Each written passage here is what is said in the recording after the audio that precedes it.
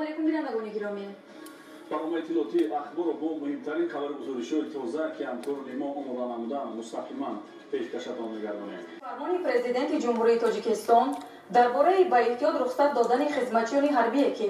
مهلت مقرر گردیده خدمت حربی را ادا نمودند و دعوت نوبتی شهروندان سالهای تولد 1995 2004 جمهوری تاجیکستان به خدمت حربی.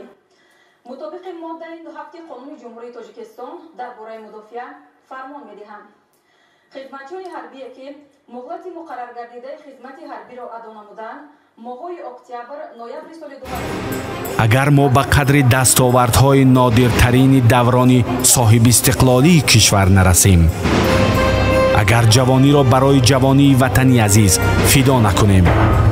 اگر برای در امان نگه داشتن جان وطن از جان خود نگذریم، اگر حمایت وطن را از تهدید خطرهای معاصر وظیفه جانی خود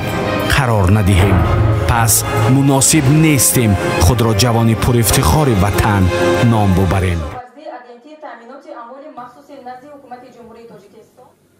من با خدمت میروم. وطن بر جلال و بشانت قسم، با پاکی رودی روانت قسم، با کوه و با دشت و با دامان تو، با مرغی بلند آشیانت قسم، که جان و تنم را فدا